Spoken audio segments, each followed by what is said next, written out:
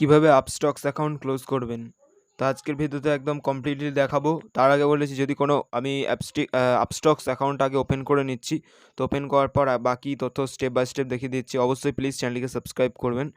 তো আমাকে পোর্টফোলিওতে আসতে হবে, কারণ কোনো হোল্ডিং যদি আমাকে আপস্টক্স গিফটও করে থাকে তাহলেও কিন্তু সেটা হোল্ডিং হয়ে থাকবে, আপস্টক্স অ্যাকাউন্ট ক্লোজ হবে না, বা আমারও যদি কোনো কেনা থাকে। তো আমার কোনো কিছু নেই, সব ক্লিয়ার। আমি এই হিউম্যান, আমার নামের ওপরে যে হিউম্যান আছে ওর উপরে ট্যাপ করলাম। ট্যাপ করার পরে এরকম ইন্টারফেস শো করলো। ডাইরেক্টলি আমি একদম নিচে চলে যাব। তো এখানে ক্লোজ অ্যাকাউন্ট এখানে ট্যাপ করতে হবে। তো হিউম্যানে ট্যাপ করার পরে এখানে এরকম ইন্টারফেস আসবে। নিচে এসে আমি ক্লোজে ট্যাপ করলাম।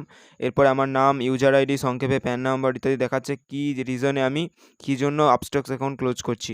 তো আমি কোনো সময় দিতে পারছিলাম, তাই আপস্টক্স অ্যাকাউন্ট ক্লোজ করে দিচ্ছি। তো এরপরে আমি সিম্পলি ক্লোজ অ্যাকাউন্টে সিম্পলি ট্যাপ করে দিলাম।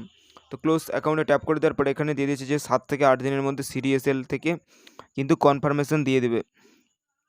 একদমই কিন্তু যে ট্রেডিং অ্যাকাউন্ট সেটা কিন্তু কমপ্লিটলি 7 থেকে 8 দিনের মধ্যে কিন্তু বন্ধ হয়ে যাবে। সেটা আমাকে কনফার্মেশন দিয়ে দেবে।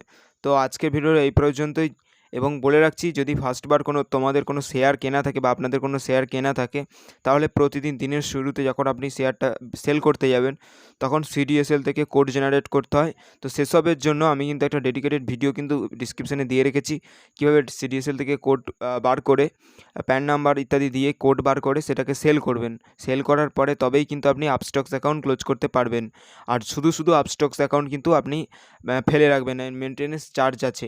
তাই যদি প্রয়োজন না যদি হয়, রেফার অ্যান্ড আর্ন হোক বা যে কোনো কারণে আপনার আপস্টক্স অ্যাকাউন্ট খুলে থাকুন না কেন, আপস্টক্স অ্যাকাউন্ট ক্লোজ করে দেবেন। আপনি যদি আজই ভিডিওটা দেখছেন, আজই ক্লোজ করে দিন। এবং যদি কোনো সমস্যায় পড়েন আমাকে কমেন্ট করবেন, আমি রিপ্লাই দিয়ে দেবো এবং সাহায্য করার চেষ্টা করব। তো ধন্যবাদ সম্পূর্ণ ভিডিওটি দেখার জন্য।